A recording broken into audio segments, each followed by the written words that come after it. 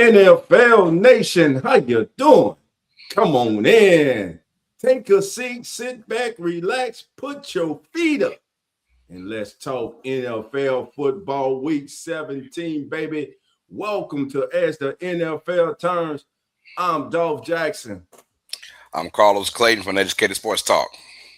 All right, baby. We are in the building today. Hey, Jeremy will be joining us today. The one and only Coach Rock will be joining us. And y'all know when Coach come in here, baby, just hold on, baby. Cowboy being here, host of the Atlanta Falcons Fandemic, baby. The entire Come On In Sports Network family is in the building. Our brother Nonfiction, he's in the chat, baby. He'll be in the chat chatting it up with you all day, man.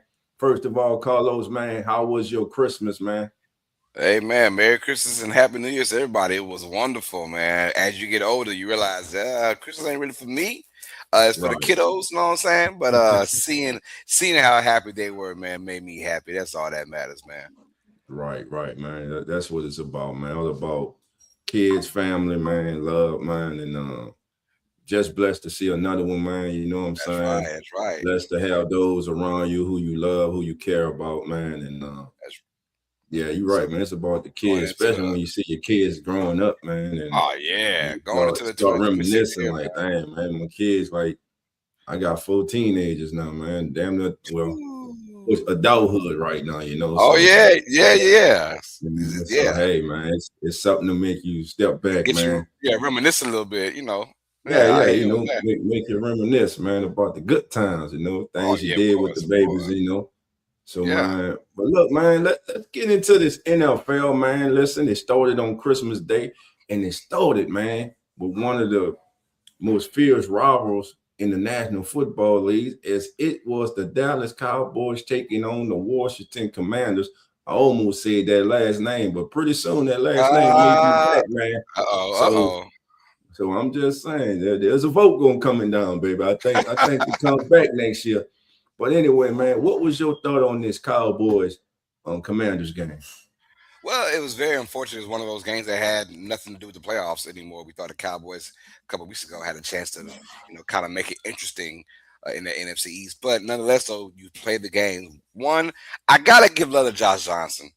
I gotta give love to the man. He's on this 2017. I'm lying, but he went out there, man, and he had a full week of preparation, and it showed to a certain extent to where he's a third-string quarterback, but he's been there, he's done that, and I don't know. I want to give love to these old quarterbacks, man, the Phillip Rivers and the Josh Johnsons in the world coming in here on like short notices, and they're really like letting you know back in the mid 2000s we had gods playing quarterback, if you know what I mean. We had a godlike football figures, Peyton Manning, and obviously Aaron Rodgers is still doing it to this day right now. But you had Phillip Rivers and Tom Brady and Drew Brees, and we had like you could tell like if these guys were in somewhat tip-top shape like a Phillip Rivers is, they can come in there and just with their mindset, man, be able to communicate and run an offense. So it was cool to see Josh Johnson out there. As far as the Cowboys go, they got the win. It wasn't how they wanted to, but a win is a win. So that's all that matters.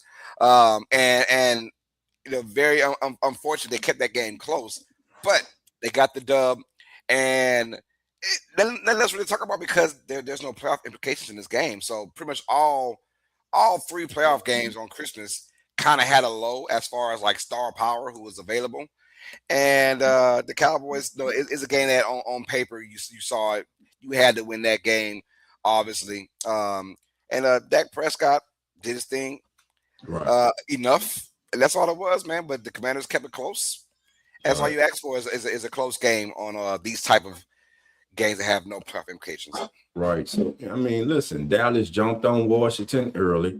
I mean, a touchdown on the opening drive. So the moment everybody remembers, of course, will be the 86-yard touchdown pass from Dak to Turbin. But that play made it 21-3, and from that point on, the Commanders were chasing the game instead of dictating it.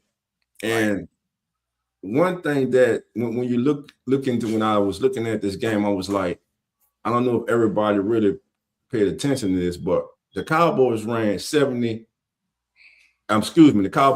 87 offensive plays in this game. The Commanders ran 41. So Let that sink in for a moment. 87 offensive plays to 41. That's not normal. That's not normal. Oh. I mean, that's a tempo takeover. And that led to Dallas controlling the ball for nearly 18 more minutes than the Commanders. So you got your defense on the field that long, man. They're going to wear down, And another thing I took for the game is Dallas didn't beat Washington by exploding. They beat them by exhausting them. Like I said, that time of possession, man, 87 offensive plays. Your defense is on the field. They're getting stressed. They're getting beat down. Every long drive, wore down that Commanders defense. Every first down, forced Washington to run their offense back up, to run their defense back on the field.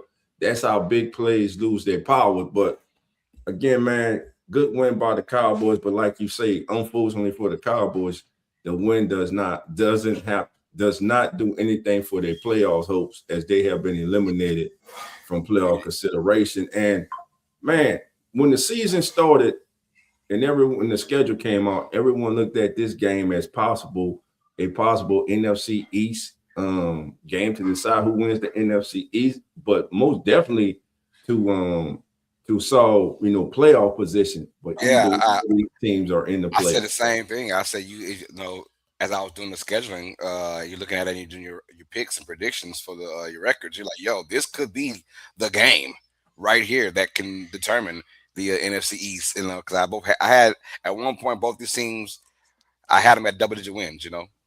I had Washington at 12 wins. I had Dallas at 11 wins for the year, and so just unfortunate. But that's why you play the game, and everything from injuries to just not getting along. All that plays a part into the NFL season, and both these teams got a good bit of it. Yes, they did. All right, family, we are being joined by two more hosts of As the NFL Turns. To my immediate left, you see him, Atlanta Falcons pandemic host, one and only. What's going on, everybody? What's in the building, baby? What's going on, brother? Cowboy. Hey, man, what's going on? We back in the building. What's up, chat? What's going on, brother?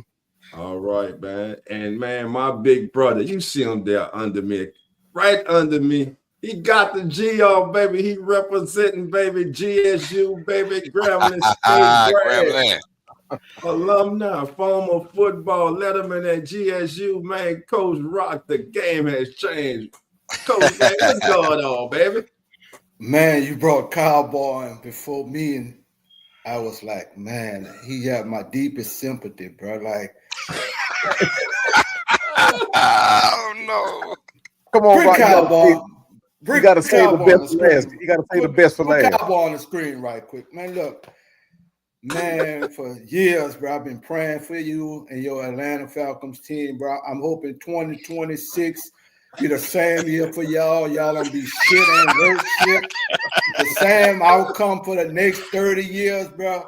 But for me to you, man, Happy New Year. I love you, brother. I love you. Man, I appreciate it. Same to you, brother. Same to you. I'm glad y'all, you were admiring the background and everything, but we'll welcome you back there, Coach. We'll welcome you back. I got a jersey for you, too. At one time he had one of them things. Hey, he did. I tell you what, if he comes back, I got a Jesse Tuggle jersey for him. Oh. You remember that girlfriend you had? She said, I gotta get away from her. She ain't no good. And you never look back? Hey, man. Man, shout out to our brother Nonfiction in the chat. What's going on, brother None? What's on, None? Merry Christmas to you and the family, too, my brother. All right, man. That's funny, man. All right, man, let's move on. But before we go, man, Cowboys and Coach, man, let's get your thoughts quickly on this Cowboys-Commanders game. Shout out to Jonathan McCausel right quick. He said, morning, fellas. What up, Jonathan? What up, Jonathan? Come on in, brother. Hit that subscribe button if you're new to the channel. Yes, sir. Yes, sir. Going to touch the birds. All right. I got you. Jonathan said, Round's going to touch the birds today, baby. Everybody coming at them Falcons. Hey, man, we sought after. We got this game, Mother Pork Chops over Rice. What up, Mother Pork Chops over Rice. That's a hell of a handle right there. That's all good right there. Mother Pork Chops over Rice, baby. Yeah. Hit that subscribe button if you're new to the channel, man. Appreciate you. Love. Come on in. We also got Money in the building. Money AJ says, yo, what up, Money? Come on in. Thanks for being here. Hey, Subscribe, man, baby. Hit that like button. Thanks for showing love, Money AJ. What's up, Money? All right. Yeah, that is, that's a hell of a name. I love that, man. Mother Pork Chops over Rice, baby. You should put that gravy in, smothered pork chops and gravy over rice, baby. You just hit it like that, baby. But hey, man, action, man. That's that go-to meal. Appreciate it, Money. We appreciate you, man. I already did, my brother. Much love to you, man. All right, man. Listen, everybody in the chat, you a part of this, man. You know what I'm saying? When we picking these games, we want your pick in the chat too. Not just what we going with this. This is about us, bro. We family over here, man.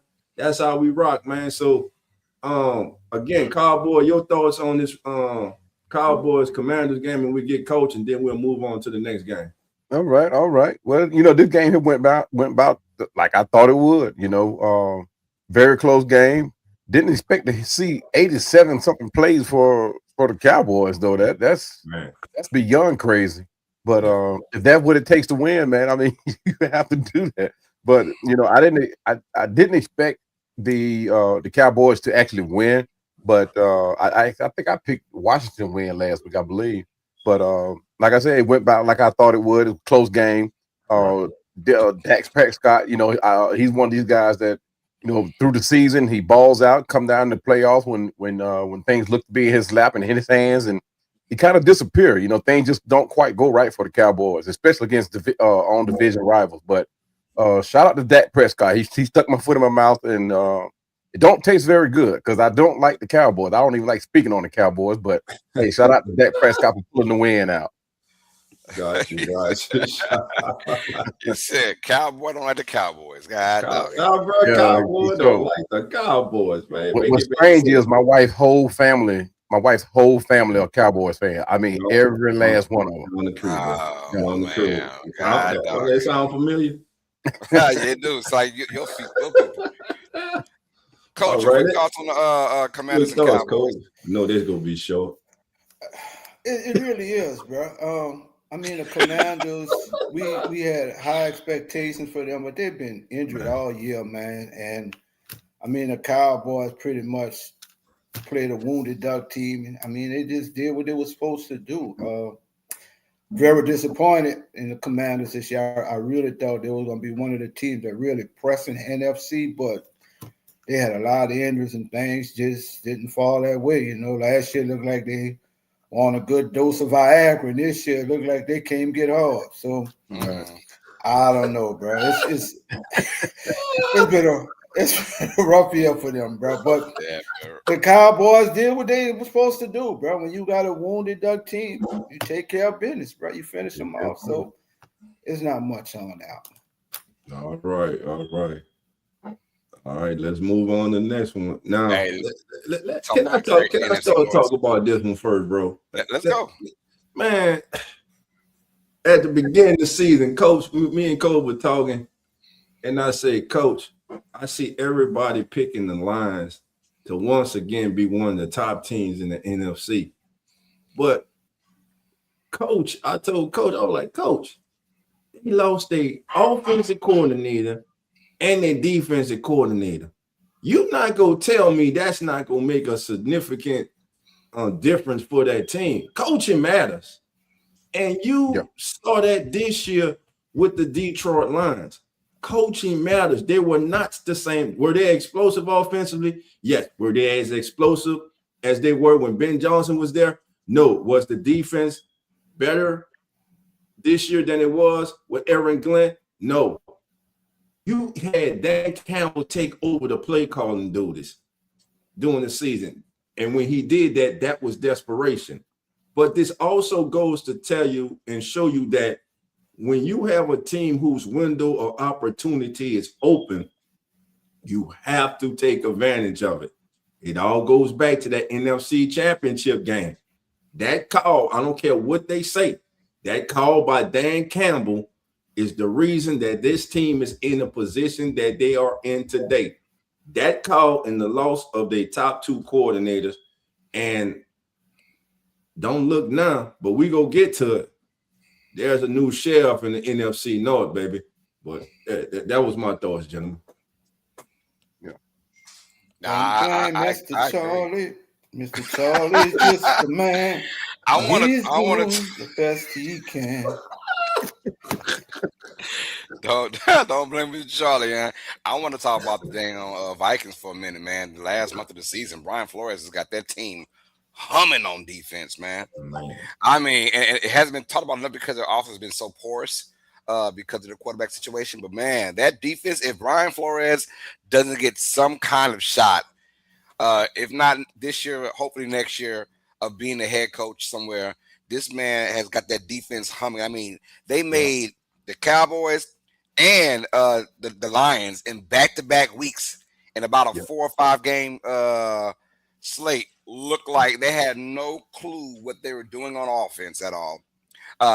And that's only Brian Flores for you, man. I mean, I felt like they dictated the whole entire game, and you don't see that from defenses a lot, especially in a must-win game for the Lions. It was literally must-win, win and you stay in for another week. But man, it was almost like the Vikings defense knew what play was coming from the Lions offense, and you don't see that too often. I gotta show love to Brian Flores and that defense, man. They came out there and played one hell of a game against a desperate team in the Lions.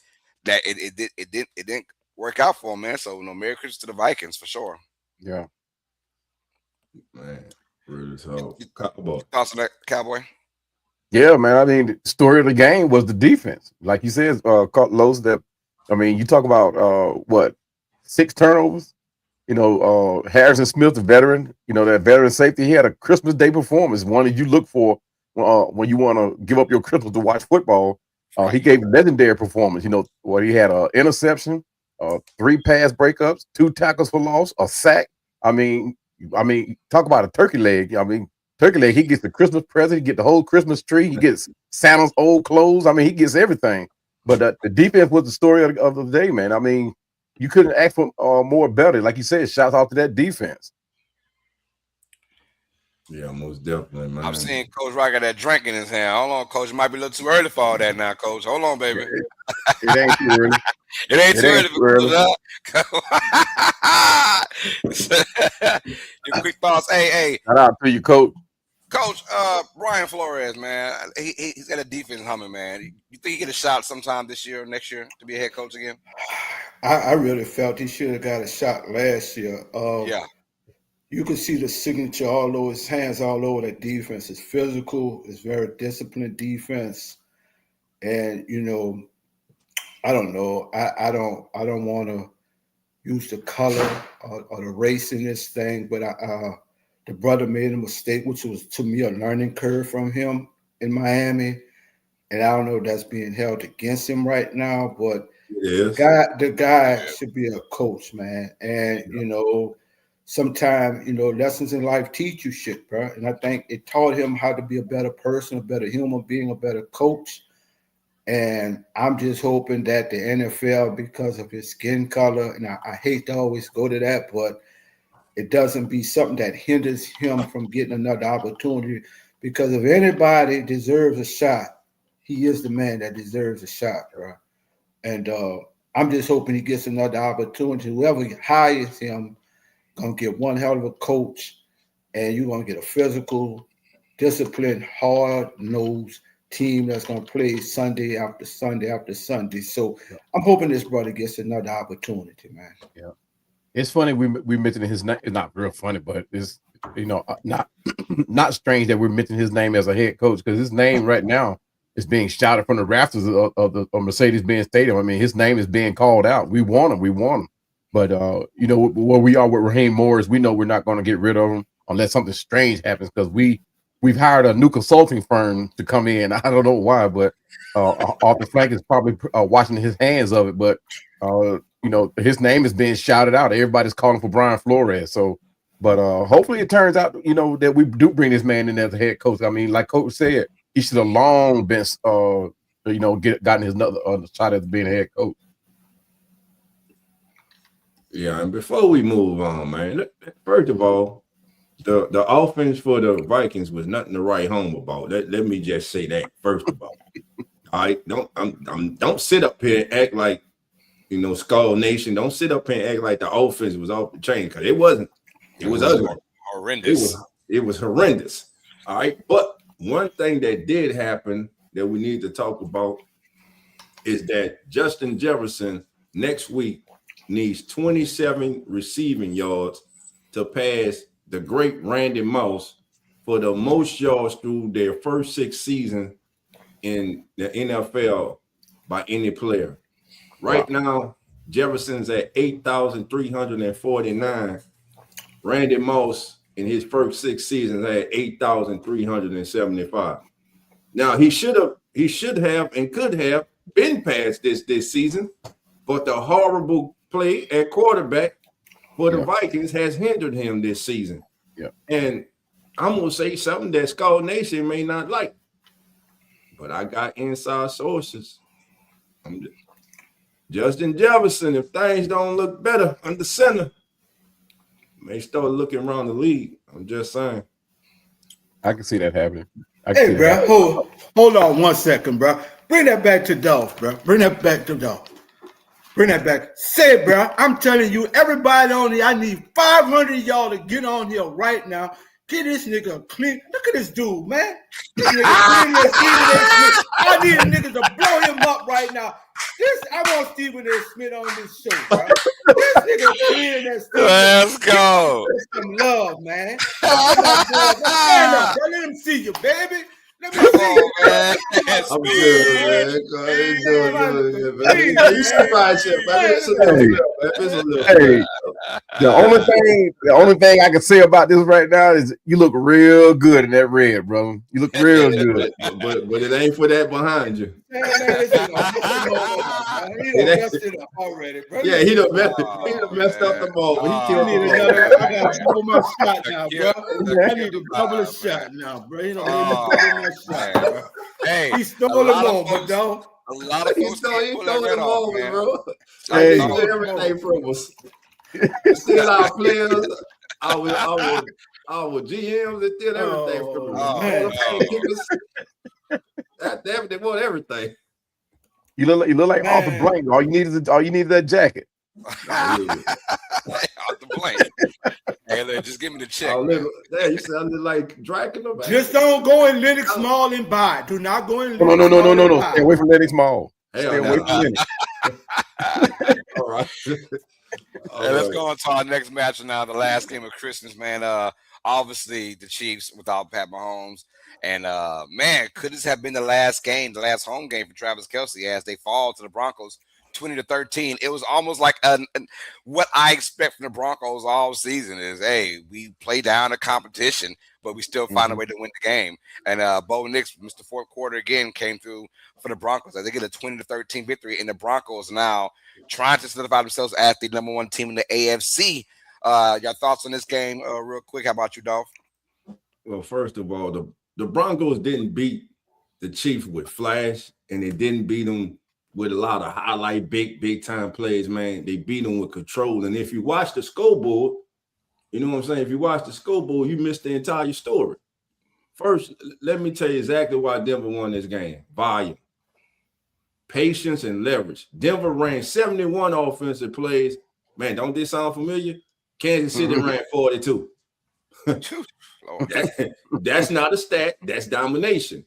So you have to offensively, you have to give your defense some form of rest, man. You cannot allow your defense to be on the field basically for 3.5 quarters. Yeah. And without they go well down, man. They go well down. You cannot win football games when the other team controls the ball, controls the tempo, and controls your oxygen. and basically that's what happened in that Kansas City drive. And look, Denver's longest play of the night was 23 yards. This was an ugly ass game. The Chiefs' longest play was 14 yards. 23 yards and 14 yards. Here's what scares me about them, that offense. We know they got a championship defense, but in the playoffs, can number 10 raise his level of production and play in the playoffs to lead this Broncos team to the Super Bowl? The defense is there. Yeah. It's on Bo Nix. And again, 23 yards with the longest player in the night. It don't matter how you win, as long as you win. But in a couple, 2 weeks in the tournament, if they don't have the number 1 seed, 3 weeks for them in the tournament, it's going to be really difficult for them to advance with an output like we saw against Kansas City. Yeah, I agree. I mean, you Saints fans, y'all know all too well how coaches, you know, he exploits team weaknesses.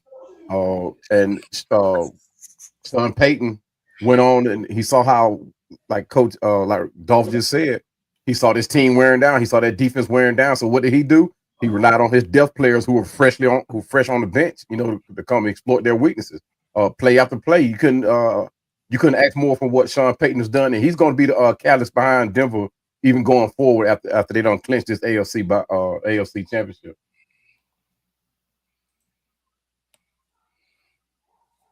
I think obviously from a Denver standpoint, you know, a win's a win, and you take it how you want to. But I agree with Dolph. I mean, we're going to see how the playoffs come in but one thing I will say about Denver is they although they play down the competition, they also play up the competition as well. So I think they'll be ready. You know, Mile High Stadium, if they can go ahead and finish these last 2 games off of the season and get that number 1 seed, they'll be a tough cookie to play against anybody, man. When you go down to Mile High Stadium in January, you know, that's gonna be a tough place to play at. So I know one thing about them is they've done it all. They've seen it all. They've been down by 17 late in games and come back and won. We've seen it all now. So as long as they always had that belief system to keep grinding, this Broncos team, regardless, will be scary. As long as you bring that defense into the picture, Bo Nix's clutchness in the second half for some reason always comes through. We'll see what happens with Denver in playoff time. But they got to win these 2 games right here to go ahead win this last game. Excuse me. To go ahead and be crowned AFC number 1 seed. Right. Coach, your Chiefs, Coach. What's up with them, man? Let me say this, bro. Travis Kelce, thank you, bro. If this was the last go around, thank you. The other thing I want to say is what? Five trips to the Super Bowl. What's the last 7-8 years? 3 wins, 2 losses. All good things come to an end for a short time. So we're gonna get a high draft pick. We're gonna retool this thing, and the Kansas City Chiefs will be back, bro, stronger than ever within 3 years, bro. So kudos to Travis. If that was it, bro, and this the last go round, thank you. But all I said. We will be back, baby. We will be back, baby. Right off the screen, man. Right off the screen, man. The kingdom has fallen. It's over. Damn it, it fell. It's 3 and out. Let's get him. We got Jeremy in the building from Come On Bills. Jeremy, what's up with it, brother? What's going on, Jeremy? You muted, baby. You muted. That mute button gets you every time. How we doing, man? What's going on? Merry Christmas. That go my dude right there. That's my man there, bro. Merry Christmas. That's my Those man. poor Chiefs. Travis Kelce is going to be celebrating Christmas at home next year. Oh, man. Look, I'm putting everything on y'all this year, bro. Don't let me down. I'm riding with y'all this year, man. Oh, shit. Kiss the day. See, there we go. Now coach is coming to the dark side now. There you go. Jeremy, that ain't a good thing. I'm telling you. I mean, that's true. That is true. That Josh Allen, huh? Remember, every time he don't pick y'all on this show, it hasn't worked out so well. Y'all had a bad Sunday. I'm just saying. Hey, it's like a broken clock. It's got to be right eventually, right? Twice a day. Right. It's gotta be, bro. We gonna rewind this until we get it right, bro. We gonna get it right, though. All right, Dolph. Let's get it jumping, baby. All right, man. Well, it's time, baby. It's time for what? Carlos, it's time for the turning point, baby. Let's get it, man. Let's touch down on it, baby. All right. The Chicago Bears, man. The rise of the Chicago Bears. Let's talk about this. First of all, this right here is the turning point. I'm Dolph Jackson. Thank you for joining us. But shout out to the Windy City, baby. For years, the Chicago Bears were a punchline, a franchise stuck in neutral, a franchise searching for identity, a franchise living off history instead of building a future. Oh, but yesterday, baby, everything changed as they went from worse to first. That's right. The Chicago Bears are NFC North champions. Let that sink in. They didn't back into it. They didn't luck into it. These Chicago Bears, they earned it. And when the Green Bay Packers lost, the door didn't just open, the Bears kicked it down. And it all starts with the architect, the head coach. This turnaround starts with one name, head coach Ben Johnson, a first-year head coach who didn't inherit excuses, but instead he built structure.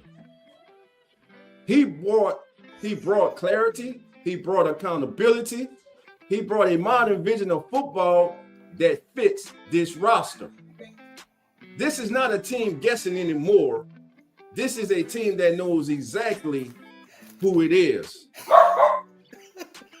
Got Brooks in the background, the quarterback. And then there's Caleb Williams, a young franchise quarterback who didn't just survive his situation, he thrived in it with Ben Johnson. Under Ben Johnson, Caleb Williams has grown up fast. He's made better decisions. He has better command. He has better pause in big moments. That's coaching, meaning talent, not getting in the way. Now let's talk about the other side of the ball, the defense. Because this, my friend, may be the single biggest reason for the Bears turnaround. The Bears defense doesn't just stop you, they take the ball away. That starts with one of the best defensive minds in football and defensive coordinator, Dennis Allen. This defense plays fast, they play angry, they play opportunistic. They flip games with turnovers and they flip momentum with pressure and their identity. And here's the part that nobody wants to deal with when January comes around. You have to face the Chicago Bears. The Bears run the football and they run it with bad intentions. They're one of the most punishing running games in the National Football League. This team will line up and dare you to stop them. You know what's coming. They make no bones about it. They're coming straight at you. What are you going to do about it? So far this season, not many teams have been able to do anything about it. Now, the transformation, why this is real. This isn't smoke. This isn't a fluke. This is sustainable football. And here's why. You have a head coach with vision, a quarterback with confidence, a defense that hunts the football, and a running game that wears you down. That's not just how you win divisions, my friends. That's how you win Super Bowls. That's right. That's how you enter the playoffs as a problem. And make no mistake about it. The 2025 Chicago Bears in the playoffs, they gonna be a problem. The Bears are not happy to be in the playoff. They're not just celebrating the banner. The Bears are serious contenders. And yes, this is a team with a real path to the Super Bowl. So in closing, family, this season wasn't about fixing the Bears. It was about revealing them. From worst to first and feared, this was the moment. This was the turning point. I'm Dolph Jackson. Say, bro. I don't know if it was the drink or it was the music, but without talking about the Bears, a guy just woke up and got his virgin broke last night, bro. That shit. Oh, man. Come on, man. Oh, man. The Bears going to be the first team with their ass home in the playoff, bro. But it was good, though. It was good. Real talk, man. You got to talk about the turnaround, man. Did any of us see this going into the season? I don't know. Maybe there was some music, bro. But you had me there, bro. Like, and man, you were just sitting there using your hands and stuff, and shit. Like, man, look at Dog, bro. Dog getting animated with this shit now. Oh man, Coach is just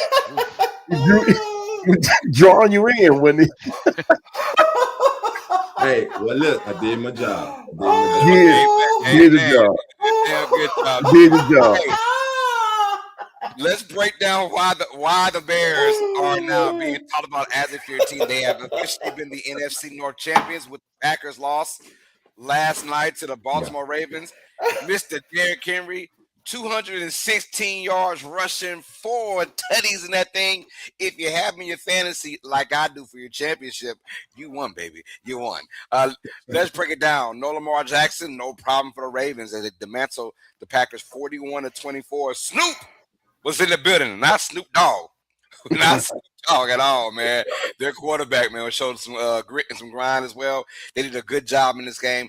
Start with you, Jeremy. How'd you feel about the Ravens mollywopping the Packers? I mean, it was one of those, you got 2 backup quarterbacks playing. You knew Henry was going to get the ball. The question is, when he gets the ball, can you stop the man, right? And the Packers could not stop him for anything last night. And credit to Malik Willis. I love Malik Willis. He tried to keep that game close. He tried to keep that team on his back. But Derrick Henry, when that man is on, there's not a bigger, stronger, more productive running back in the game. And you knew he was going to get the ball and just had to try to stuff the box and stop him. But man, he's the king for a reason. Cowboy, your thoughts on the Ravens and the Packers matchup? I'm with Jeremy there. I mean, once Henry gets started, man, there's no stopping him. And he was due for a game. I mean, you talk about one of the most prolific backs in the game. I mean, without Lamar, he had to step up. And you know, he's one of those backs that he goes missing for a couple of games. Next thing you know, he becomes a MVP lookalike candidate. But you talking about he wore down that Packer front, 95 rushing yards, physical 4-yard touchdown, in a pivotal fourth down touchdown in the third quarter. And it was due to happen, man. He was down. It was bound for one of those games, and that was it against a very good defense. Hey, Coach, I don't want to be that guy, Coach, but we got to talk about. It's not a coincidence. Lamar Jackson's out for this game, and all of a sudden, the Ravens kind of want to quote unquote prove they can run the football with Derrick Henry. My man ran it 33 or 35 times, something like that. It's got to be a season high, obviously. What's your thought? Is this a Lamar Jackson issue or is it a John Harbaugh issue? What's going on? Let me thank all of y'all, bro, for giving Coach a good laugh this morning, bro.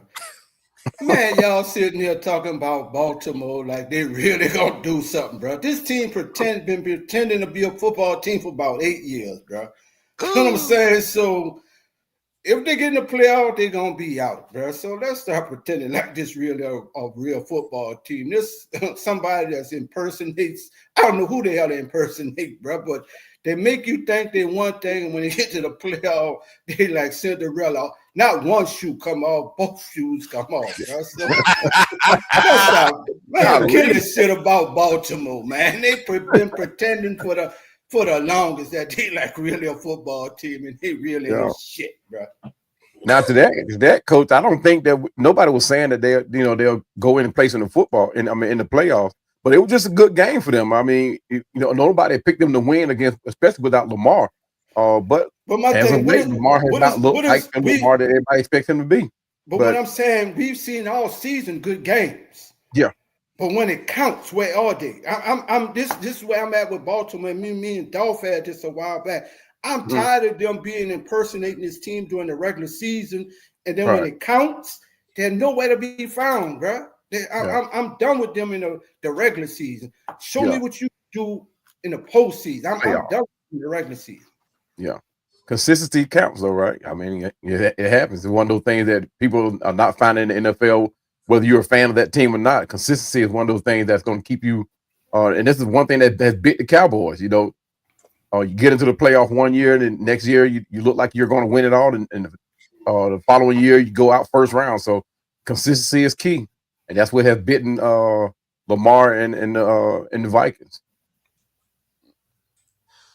Yeah, man. Man, like who was that? Neo Mall say it's definitely coaching and play calling issues in Baltimore. Jim Harbaugh is long overdue to get fired. How many times we're going to sit here and blame the players, which of course they get the majority of the blame because they're out there on the field, but who's leading them? Who forgets to run the ball in the playoffs? Who forgets he has Derrick Henry on his team in the playoffs? Jim Harbaugh.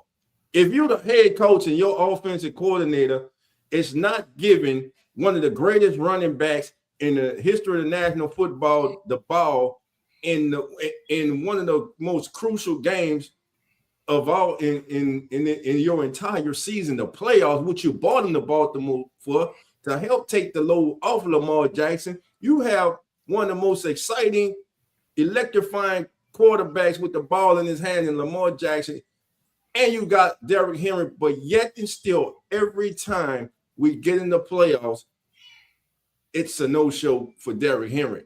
But not because of Derrick Henry, because of coaching. And Jim, has John Harbaugh been successful? Yes. The man, has he been to the mountaintop and brought it home? Yes. Okay. But the thing is this, enough is enough, man. He keeps failing this team, man, in the playoff. And like Coach is saying, they get to the playoff. Oh, what are we supposed to expect for them? Are we expecting them to make the AFC Championship game? I'm not. And by the way, that defense ain't what it used to be. So that's where I'm at with that, man, because you get to where you are as being a fan of football and understanding that for the last 8 years, like Coach has said, the window was open. You got Lamar Jackson winning league MVPs. They make the big signing with Derrick Henry, and they go absolutely nowhere. They just give a straight dud in the playoff, man. And I can only imagine the frustration of that fan base, man. Like, and every time each offseason, you always hear those on the big network say, man, they may have the most talented or one of the most talented rosters from top to bottom. But guess what? It never translates to on the field, especially like Coach said, when it matters the most in the playoffs. But I'm going to have to go back to what you said a couple of weeks ago, Dolph. And at some point, you got to hold the players accountable. Because how many times have we seen the Vikings in control of their own destiny, and you see them falter by either Lamar Jackson can't find reasons why he can't hold on to the football, or Derrick Henry can't find a reason why he can't hold on to the football late games. So sometimes you have to look at the players being able to, hold themselves accountable too. Because, I mean, like you said, you talk about an offense that's stacked with talent. I mean, Derrick Henry, number one, just talk about that. You talk about one of the best, if not the best, running back in the league right now. And then you talking about Lamar Jackson, who has been one of the top 5 quarterbacks in the league for years. I mean, at some point you got to put the ball in their hands. I mean, we've seen plenty of times where Lamar fumbled the ball on game winning plays, and Derrick Henry fumbled the ball, or the line can't stand up, the receivers can't see the reason to catch the ball. But at some point you got to hold the players accountable.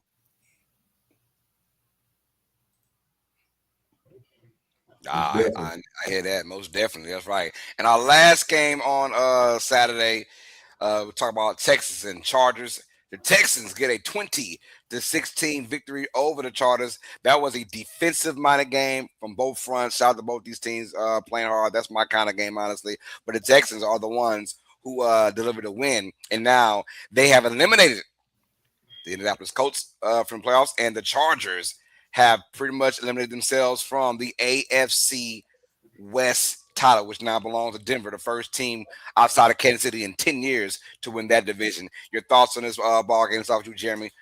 Houston and Chargers. And is Houston going to be an actual problem in the playoffs? I mean, I said it last week. I stand by it. Houston's that team I don't want to see in the playoffs. Like, regardless of where the Bills end up in seeding, and I hope we don't have to play them first round. And honestly, if they do make the playoffs, I hope somebody else knocks them out. That defense is just nasty. CJ was looking great first half. Second half, not so much, but still.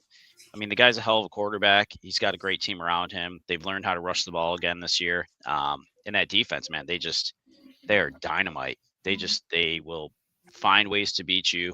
They'll find ways to make you beat yourself. And I just continue to be impressed every time I watch that team. And the Chargers, man, just disappointed for them. On paper, that team looks great. They got all the talent, and they just can't seem to ever put it together.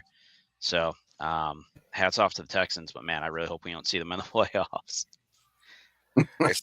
They say Chargers be charging, right? That's that old phrase. The Chargers be charging. They had 2 out of 5 in the red zone. Talking about 2 touchdowns, and of course those missed field goal opportunities from Dicker, the kicker. We don't ever see that often. Of course, the drop passes that led to interception. So yeah, the Chargers really messed themselves up in that ball game. But the Texans defense, they make you do that. They make you overthink the little things, right? And it's almost like every play they're in the backfield causing havoc. Now we know that Herbert's a really good quarterback, and he made some outstanding plays himself in that matchup. But man, shout out to the Texans, and I agree with you, Jeremy. I don't want to see Houston either. I don't care who it is, whether they're on the road. This is the first time I felt like, this team, if they don't win the division, they still have a chance on the road to beat somebody. So I'm liking what I'm seeing right now from this Texas squad. Obviously, the Chargers, they charged that game. How do you feel about them, Cowboy? Are they still like playoff contenders in your championship contenders in your opinion? I think they still contenders. This is one game that actually surprised me, but. With any team that jumps out with that much momentum, in the first 6 minutes of a game, 14 points, and despite Abraham with his broken hand, 236 yards, 1 touchdown. I mean, he just couldn't catch up. I mean, especially when you have your facing a defense like the Texans had going. I mean, he was sacked 5 times. I mean, that's one thing that any team will suffer behind. Once you build that momentum in the first quarter, it's very hard to catch up. You're talking about 6 minutes into the game, that critical red zone interception that happened. I mean, the Texans defense just stood up. I mean, they was ready to play that day. And it's like Dolph was talking about it earlier, that physicality, when you especially this late in the season, playoff time, that's what's going to win you the championship, defense. Amen to that. We also got folks from India showing love. We got Shubham Narayan. Says hi from India. Welcome. So, come on in. I got a question for everybody. What up, Coach? I got a question for everybody, and I just want to hear your opinion. So, when D'Amico Ryans took over this team, we saw the Texans become one of the strongest teams. They made a nice run in the AFC playoff. Last year, they fell off a little bit. Yeah, the quarterback get hurt. Now they're one of those teams that nobody really wants to play. So moving forward with D'Amico Ryans, if they don't make the AFC Championship game or the Super Bowl, and you look at all the pieces that he has added to this defense and offense, do you feel like they've reached their ceiling with D'Amico Ryans as the coach? I'll start with you first, Dolph. How you feel about that? No, the problem with the Texans And there's someone who's in the chat who said Texas is gone. Larry Watts 30. And Larry, this is a question for you. The Texans will not win the Super Bowl. They got Super Bowl caliber defense. They will not win the Super Bowl because of C.J. Stroud. C.J. Stroud has gone in reverse. From that rookie season, he has not gotten better. Where has he improved? Nowhere. He continues to make bonehead decisions. I don't know what's happened to this kid. I don't know if it's the change of offensive coordinators, quarterback coach, or whatever, but this is not the same C.J. Stroud that took the league by storm. To me, he has gone backwards, and basically the last 2 years has been stuck in neutral. To me, he is not elevating the players around him. He is not making them better. And I believe in the playoffs, just like I believe with the Broncos and Bo Nix, it's going to come down to those two quarterbacks because both of them have at their disposal two Super Bowl caliber defenses. But it comes down to these young quarterbacks. Will they be able to make the necessary plays and avoid making the big crucial mistakes that can cost them the game? But to answer your question, Coach, I think DeMeco Ryan comes back. I think they got to get C.J. Stroud gone. Okay. Jeremy. I mean, I'll say this. I don't think DeMeco Ryans has hit the ceiling yet. I think they're on their way. I think there's still potential on this team. I think it's been a weird year for the Texans, but I look at the way they're playing now. And I agree with Dolph 100%. You saw two very different C.J. Strouds in that game, first half and the second half, right? And I do agree he is, I don't know if I'd say he's regressed. I'd say he hasn't taken that step forward for sure. And by now you should start to see that. But he's got the pieces around him. I think you add another offensive player or two, they can really take that next step. But as long as they've got Stingley Jr., they've got Anderson, that team has tons of potential. And I think Ryan still has a very much Super Bowl contender. I don't think it's this year, but next year I could see that team if they add another piece or two. And C.J. Stroud plays like he should be going into year 4 at that point. That's a really dangerous team. But I think a lot of that's going to rely on C.J. and kind of what he does. Do you get the first half C.J. or do you get the second half C.J.? Yeah. Okay. Now, I'm agreeing with Jeremy. I feel like they haven't reached their ceiling yet. I feel like this team's, I think Stroud, we talk about Stroud, and his inability to play the quarterback position at a high level to get them where they want to be. I'm saying this, he's got to play mistake-free football. Let your defense and that running game do the talking in the playoffs. And I feel like just don't make any mistakes. And if he could do that, this team can go far. And then hopefully they can get their ceiling further on later on in maybe next year or the year after that for sure. But I feel like this team right now, they just need their quarterback to not make any mistakes. And you can ask Stroud to do that. And if he does do that, man, that defense is so damn good. And their running game with Marks and Chubbs has been looking better as the year has gone by. I like this team, and they could win it all this year. I know it sounds crazy and absurd, but it's the first time, and they won the South the last couple of years now, and they won their first round playoff matchups at home, and then got beat down on the road next in the divisional round. I feel like this year, whether they're at home or the road, they can go out there and beat teams and be competitive. And I feel like if you blink, this team can find themselves in the AFC Championship game. How they're playing, so that's one team you do not want to see at all in this particular playoffs at all. So, Dolph, what is your window with C.J. Stroud? How many more years you give him till you feel he maximizes where he needs to get to? Entire rookie contract and the 5th-year option. Okay. You pick up that 5th-year option. If he hasn't, like Jeremy said, if he hasn't taken that next step, maybe he's hit the ceiling. Maybe he's all he's going to be right now, which is not a bad quarterback, but is it a quarterback to take your franchise to the promised land? I don't know. Okay. Only time will tell. I mean, but we're splitting hairs here. I mean, if you think about it, right? Like we're talking about a quarterback that's got us to the playoff the past 2 years, right? Like, so it's not like C.J. Stroud is playing so terribly that he's hurting his team. Right. He's just not playing at the level we would expect, a rookie of the year to take that next step. Right. Yeah, I agree with Jimmy on that one. I like that. All right, let's go on to our Week 17 matches now, man. We got a good one, y'all. So strap on, as Rico Dotto would say. Strap on, y'all. Seattle Seahawks. Right now, the road goes to Seattle. If they can win their last two matchups, they will be the number one seed in the NFC. But they got to go through a really Jekyll and Hyde Carolina Panthers squad. We don't know on any given day what Panthers team we're going to get. I will start with you first, Cowboy. Seahawks, Panthers, man. Who you got to win this matchup and why? I mean, as my description, my title says, that it's the NFL. It continues this Week 17, right? So you never know what you get. The NFL is right where they want to be. You know, nobody has a definite winner of any game coming in. But the way the Panthers have been playing here as of late, you would think this would be a sure win for the Panthers, right? But you look at how the Panthers defenses have played, right? When they're expected to win, they don't. When they don't, when they are winning, they when you expect them to lose, they show up and they win. And it has been shown as of late, but this is one of those games you're playing against a very tough team on both sides of the ball. So which one of these Panthers teams is going to show up? I'm taking Seattle on this one. I'm looking at a very close game, though. It's going to be a shootout. But I'm taking the Seahawks on this one.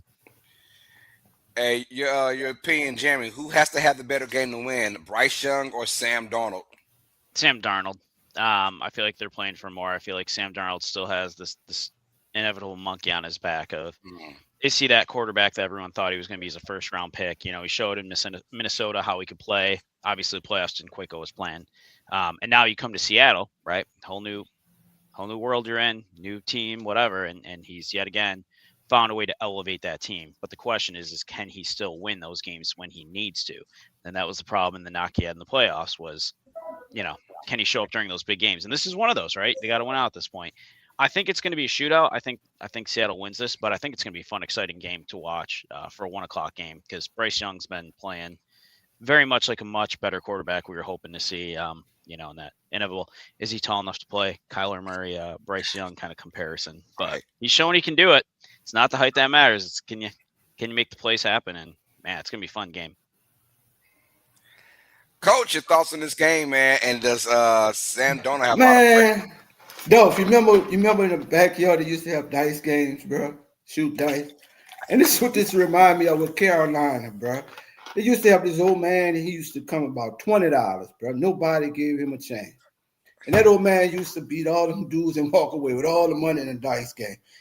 And that's just how I feel like about Carolina, man. When you look at them, nobody gives them a shot. It's like they're playing with house money, bro. And they just scrappy, and they just play, and they just find a way to win. They're just playing with house money, bro. And it's just a scrappy team, bro. They just scrappy. They just don't quit, And you look at it on paper, and it's easy to say Seattle, but I'm going to Carolina, bro. They're just playing with house money, bro. Now, I agree with you, Coach. I'm going with Carolina as well. My main thing is Sam Darnold. These are the games where we expect him to rise up to the competition and do something, and he always falls. I hope he proves me wrong, but I'm going with Carolina with that running game. Time possession will be crucial, and I think they find a way to win. Everyone's saying shootout. I'm going with an ugly game. I'm going with Carolina to win this one. I'm going to say 23-17 over Seattle. Your thoughts, Dolph? All right, so in this contest, we have two quarterbacks that thrive with the ball in their hand late in the game. Bryce Young leads the NFL with 10 game-winning drives in the full quarter overtime since the start of the 2024 season. And Sam Darnold is tied for second with 9. Bryce Young has 12 career game-winning drives, which are the most in the NFL since he entered the league in 2023. Only Justin Herbert with 13 has more by any player prior to his 25th birthday. But like Coach said, man, and it's just in Cowboys said, the Panthers, man, they play up to their competition. Think about it. They went into Lambeau Field and they beat the Packers, man. Mm-hmm. Then a few weeks later, they get another. Who they beat later? Was it the Eagles? Rams. The Rams. They beat the Rams. And I'm telling you, I could see that happening again today. Now, what's important today, too, is if they win today and the Bucks fall, which is a possibility, a strong possibility, Carolina may clinch a playoff spot today. Crazy work, huh? So, man, but in this contest today, you know what? Hey, I called him against Green Bay. I'm calling it today, baby. Seattle gave up 30-something points last week. Carolina at home, that running game. Again, we don't talk about their running game. They got a hell of a running game, too. Carolina at home. Carolina gets the upset over the Seahawks. Sorry, Megan. Oh, Megan. All right, let's go with now. Two teams that have no playoff aspirations at all in this game. Arizona Cardinals and the Bengals. We'll go quick with this one. Coach Rock, you winner, Cardinals or the Bengals? Coach E, I didn't even know, man. It ain't good. That's good. we go skip you, Coach. Go ahead and get your grub on. Cowboy, man, awesome. I was working with a full plate over there. Chocolate cake over there. I see him. The only thing that matters in this game, man, is pride and draft positioning. Both are on the line. Cincinnati just looks to end this disappointing season on a high note. But going into this game, man, with T. Higgins that's questionable, I'm taking the Cincinnati Bengals on this one. Carolina just have a lot of work to do. Of course, they, like I said, playing for pride sometimes help a team stand up. But I'm taking Cincinnati on this one. I got you, Jeremy. Bengals or the Cardinals. And will Jamar Chase get a touchdown? He hasn't scored a touchdown in about 7 games now. Will he get a touchdown today's game? He'll get one today. I mean, I'm going to go Cincy just because I got to pick one of these two teams. I think the most fun thing is going to be see how many yards end up getting thrown for in this game between Burrow and Brissett, because, man, I could see them passing 600 yards easily between those two. So I think it's going to be one of those high scoring, high intensity, we're just going to air it out down the field for 50 yards every play and see what happens. So but I'm going Bengals on this one. And we got a real tidbit from Real Fan Sports. Both teams about to give up some yardage on the ground. Chase Brown chasing some bonus money today. We got a lot of that going on. Matter of fact, hey, watch out. They said Sam Darnold needs 4 touchdowns to get 500,000. So we'll see how that goes. I don't know. We'll see how that goes, right? I'm gonna go quickly. I'm gonna go Cincinnati as well. What about you, Dolph?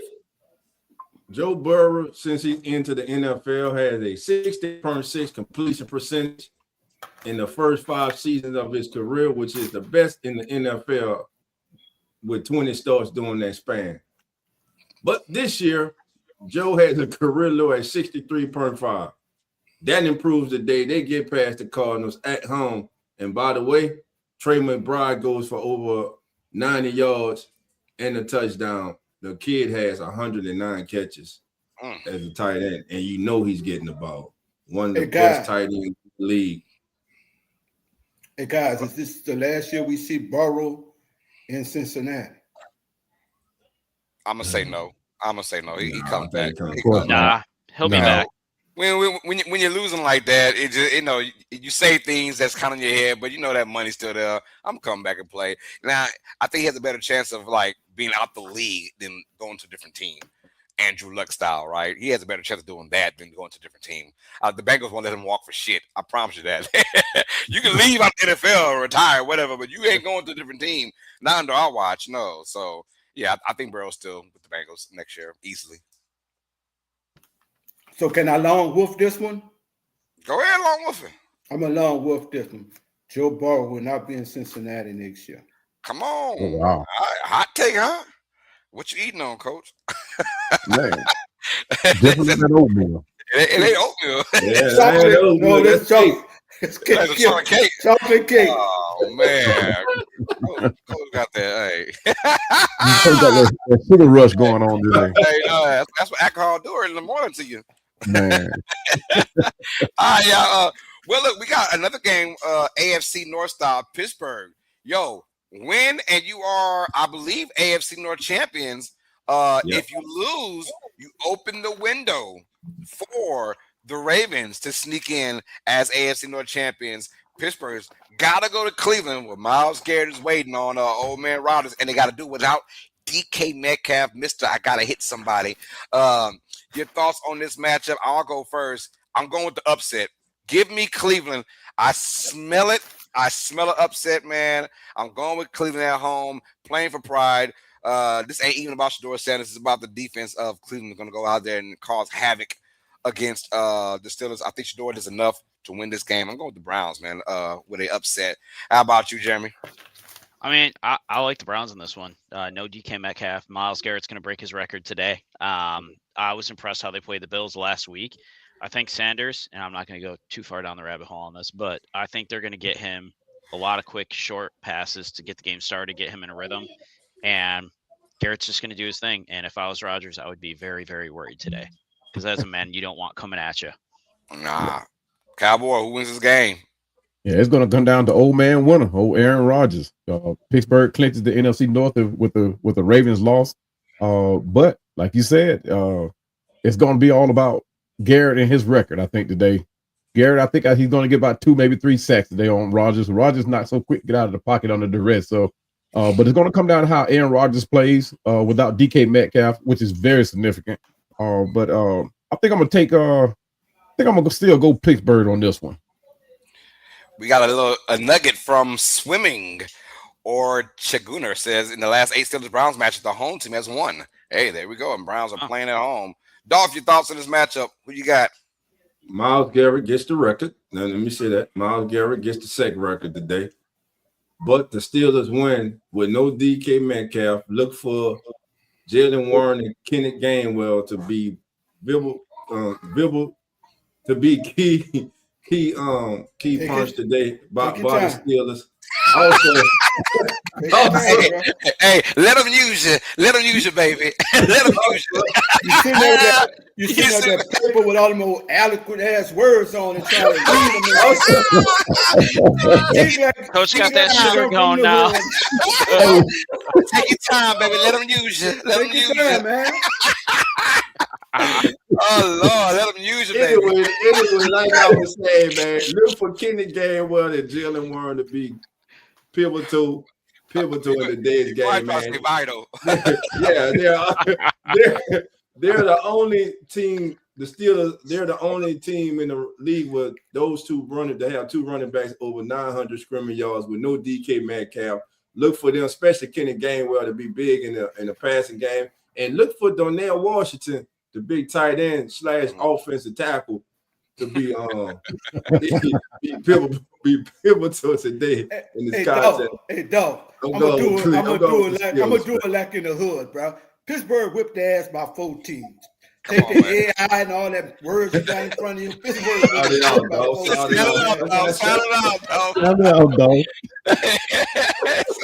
Let them use you, baby. Let them use you. Take your time. Say doing church. It's all right. It's all right. Let them use you, baby. Yes, let them use you. Yes, let them use you. Y'all holler, bro. You don't want to sit there and got that AI shit and got all them fancy words in front of turning all this tongue in his mouth and shit, man. It's gonna be an interesting matchup. I'm off the drama. I like the drama, man. If Cleveland can win this one, we got drama in Week 18, which we all want to see from the NFL season. So if that does happen, the ones who did pick the Browns, if that does happen, we got drama for Week 18, and we like that. All right, let's keep it rocking and rolling now, y'all. The Jaguars at the Colts have been officially eliminated after that loss by the Chargers. The Chargers still messing up Philip Rivers, huh? God dog it.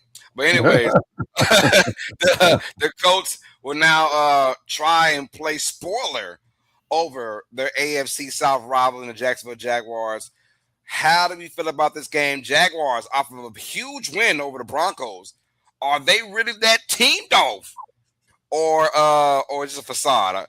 Let me know what's going on with Jacksonville. This to me is a trap game, a letdown game. You just had that big win that they finally went on the road last week against Denver. Now you come in against a wounded Indianapolis Colts team with 45-year-old old man River. You know what I'm saying? Under center man, but doing his thing. But guess what? I believe the Jaguars they aren't quite ready yet to handle that success, which is kind of good that it happens today. I think it happens today. I got the Colts upsetting the Jaguars today in Indianapolis. So did the Jaguars now? Did the Jaguars now? I said Jaguars. Jaguars, baby. Put the pink in the air, Jaguars, baby. Pronounce it, baby. Sound it out. Jaguars. Come on now. The Jaguars, baby. Jaguars. Next time I go to somebody, hey guys, y'all see the Jaguars play? Oh man, hey Jeremy, how you feel about this Jaguars team against the Colts? Is this a trap game? I mean, it could be a trap game. I don't see it being a trap game.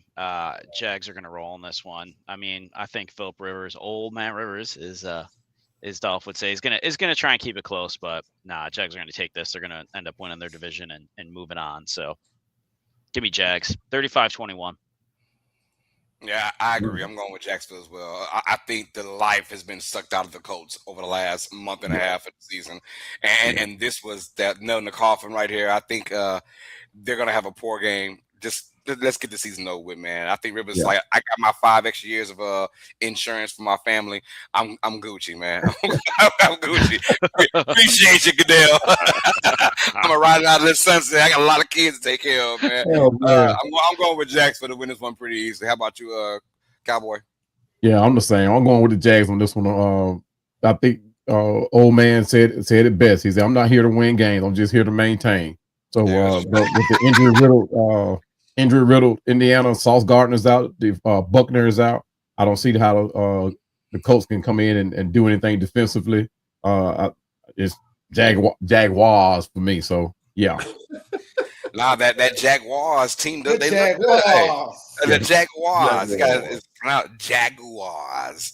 That's a lot going on. But I like this team. I like the makeup. I like the fact that they found stability in the receiving core too after getting Jacoby Myers. Obviously, they paid the man to service. Man, I'll just get on that. Washington's been phenomenal as well. They found some stability with this team. And of course, now ETN is being that guy. We call him down south of Louisiana, Achan.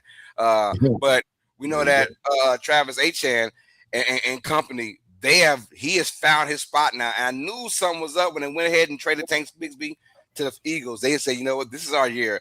We want to assure ourselves that E10 is our guy. And now we got weapons around Lawrence.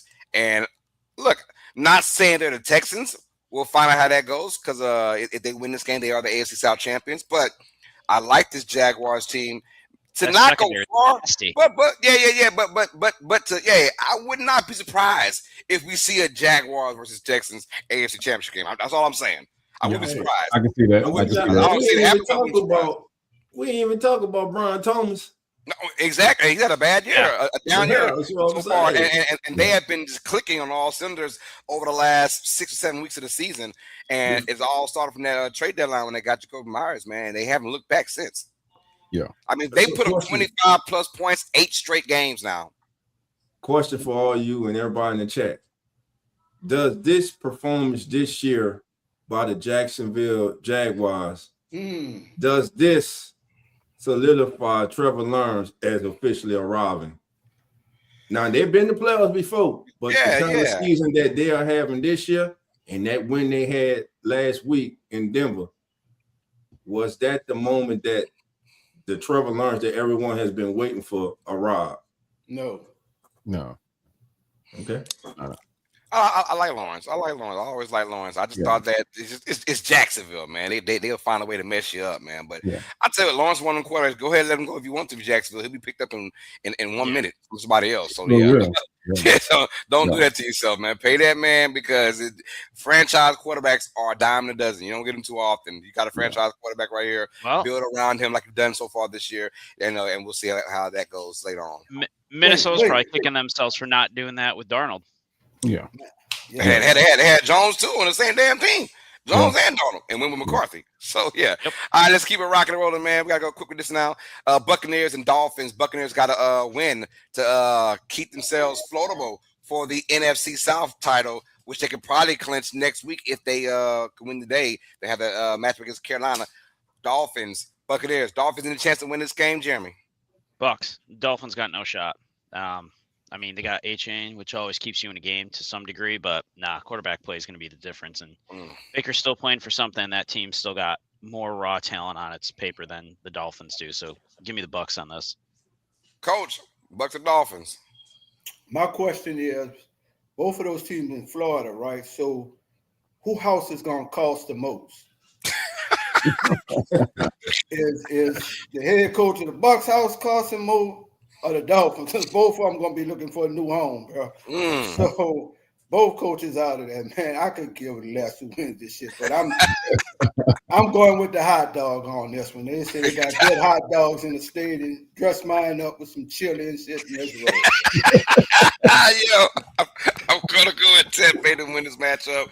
Quinn Ewers is not that guy. I don't know why I even thought about even trying to change the whole Tua thing to Quinn Ewers. It didn't look good last week, and it'll look good this week as well, man. Bucking this road in this matchup, and set up a showdown for the NFC South Championship next week, which probably on NBC. Might be. All right, how about you, Cowboy? Yeah, Miami, they starting their young kid, Quinn Ewers, but Tampa would definitely get after this kid, man, just to see how much he got in, how much he think he's ready to play that quarterback position. I would have stuck with Tua, but hey, like Coach said, it's a matter of who house costs the most. So somebody has to make a bold move and make a decision that could possibly save them their team. I mean, their job. So, but I'm going with Tampa Bay on this one. They still got a lot to play for, like Jeremy said. All right, now we got. Yeah, we've been watching the same Bucs team the last several weeks. Because evidently y'all been sipping on what Coach sipping on, eating that chocolate cake. Man, I'm getting upset, man. It ain't no upset, man. Until Tampa Bay gets all this slide, man, and Baker Mayfield has been the reason, throwing crucial interceptions late in games, making bonehead decisions. Until he gets his mind right, and he hasn't gotten it right over the last several years, man, give me Miami, man. That Miami defense playing better. And A-Chain, man, just off the chain, man. Dolphins win this game.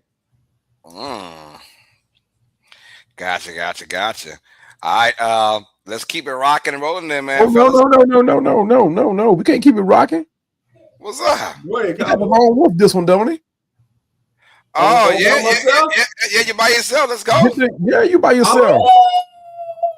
Hey, that was a good one. Let's do it, baby. That was a good one. Now we rocking. Let's go. I really thought instead of you did a wolf, I thought you were gonna get cute and do a goddamn hyena or something. You did good. We got Patriots at the Jets, you guys. Real quick, how much the Patriots beat the Jets by? So with you first, Coach. Oh man. Where the game be played at? New York, New Jersey. New Jersey, excuse me, yeah. I got the Patriots winning by 24.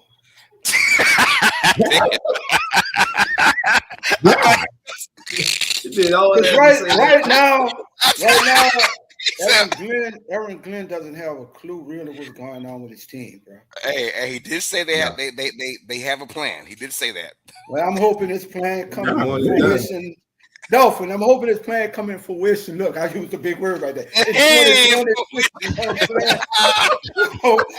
I'm hoping in 2026 that his plan comes, because right now, he fired the DC and they got a lot going on there, man.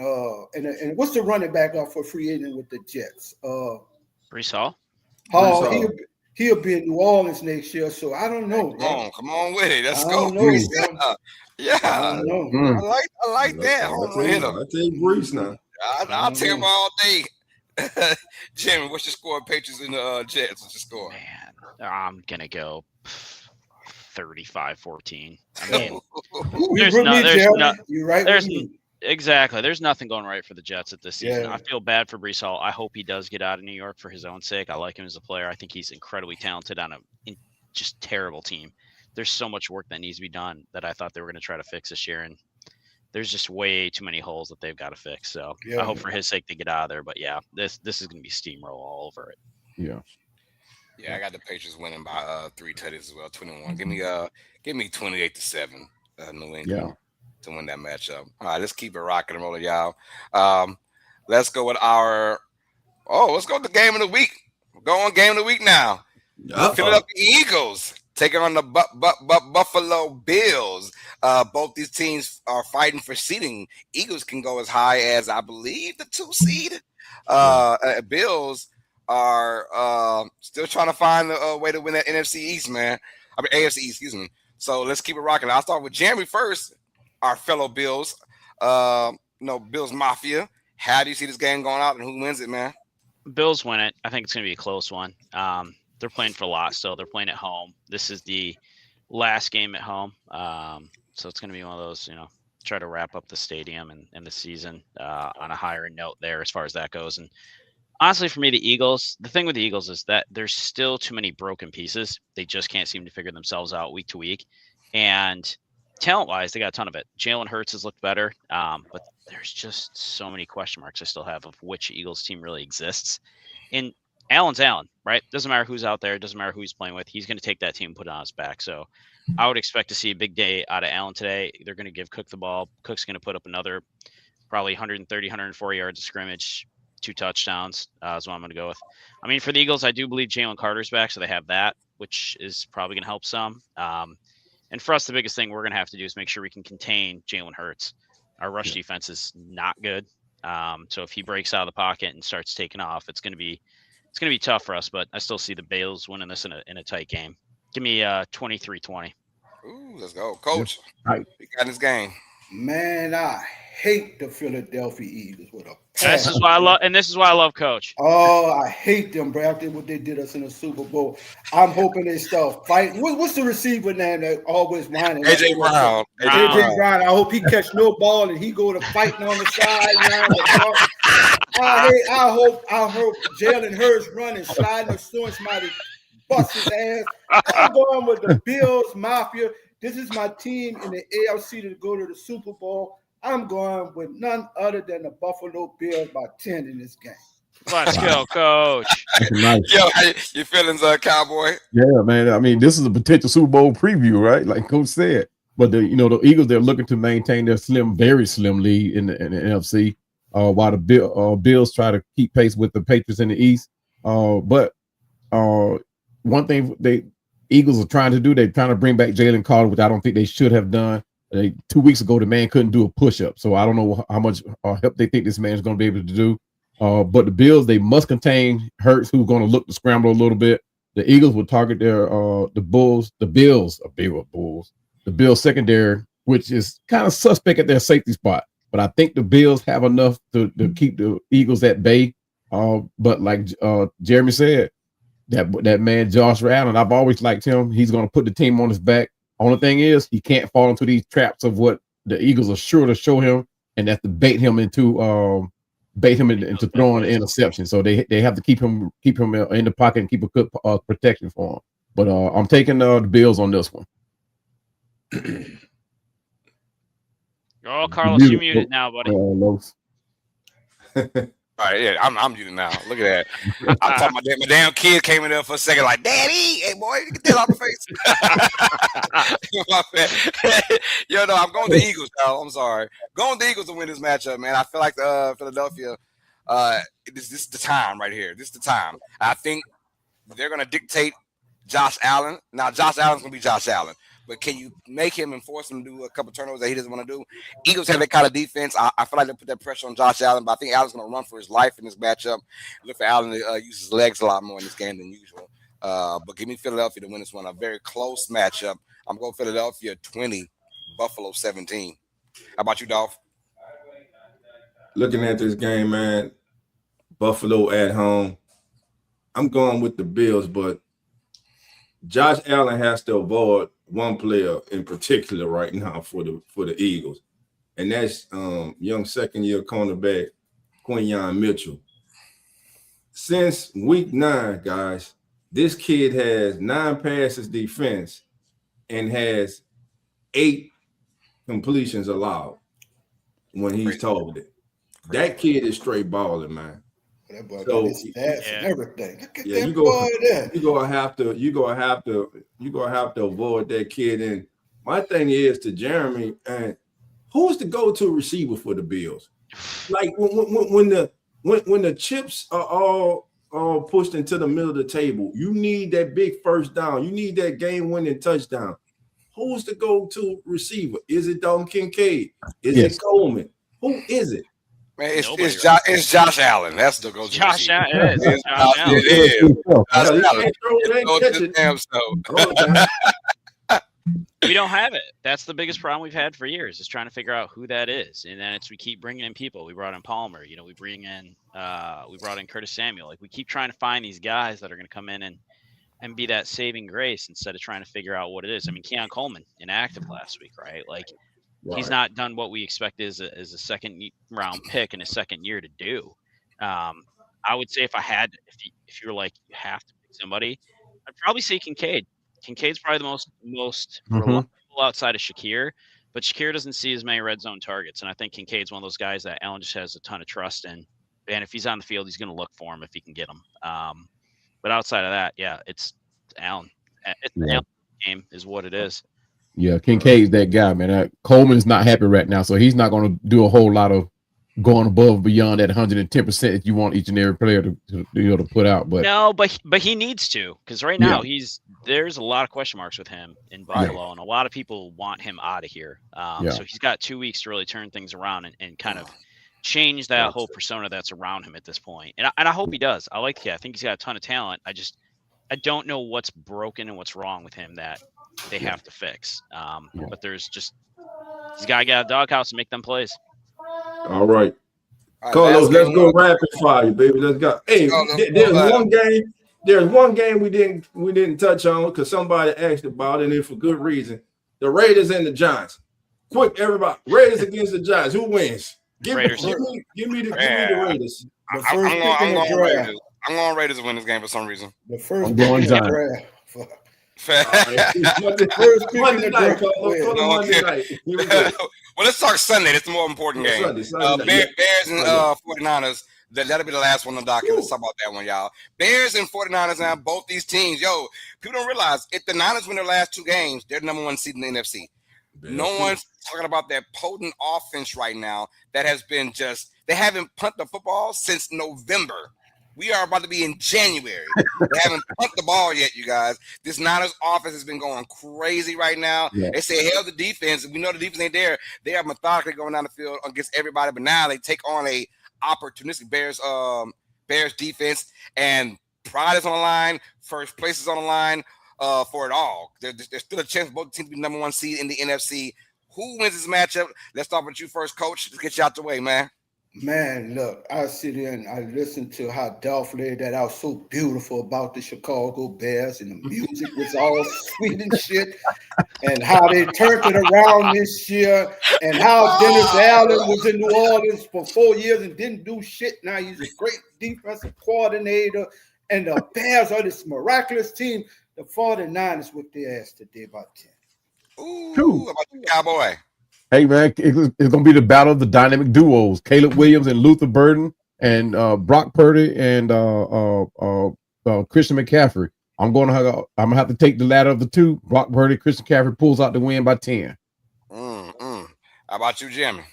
Niners by 7. It's going to be a good game. And I'm probably wrong because, man, them Bears, every time I think they're going to blow it, they can somehow pull this off. But Niners by 7. It's a long wolf fight. I'm with San Francisco as well, man. I picked them to win. Coming. 24-21. 24-21. Here comes your long wolf. What about you, dog? There you go. That's right, baby. Chi-Town Dolphins riding with you, baby. Chi-Town tonight, baby. Brock Purdy throws 2 interceptions and costs up a fumble. Bears win and they run the ball down to 49ers stroke, baby. Bears 24. 49ers 13. Take that. Ooh, I like that. Okay. All right, Dolphins on you. Let's get out the way, man. Let's get the straight baller. Y'all know what to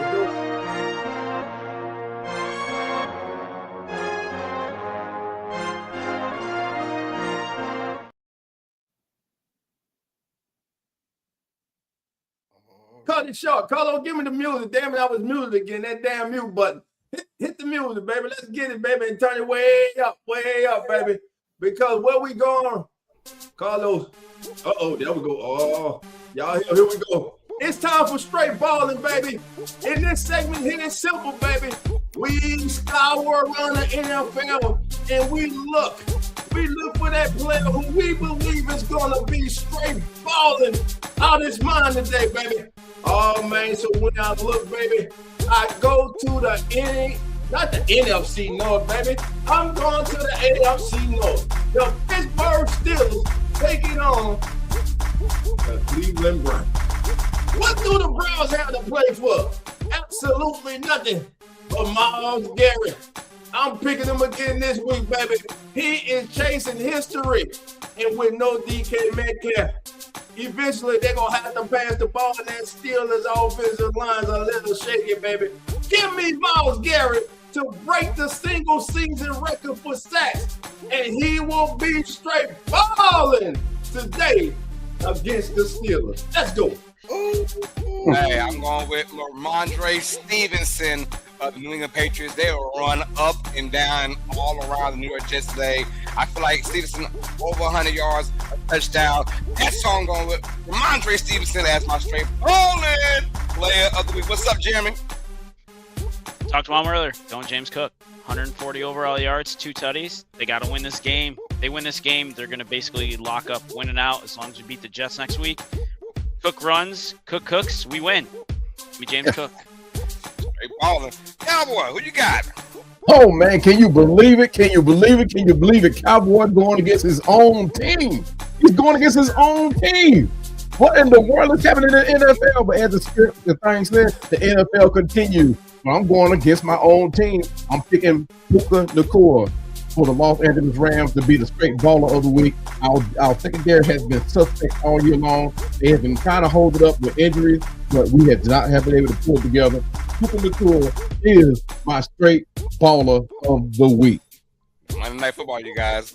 Rams and Falcons. Yeah. And hey, stay the best for last. Coach, who is your straight baller and play of the week? My straight baller is coming off the bench for the 49ers today. None other than Mr. Brian Robinson. 20 carries for 100 yards and a touchdown. He gonna run that shit down the Bears road.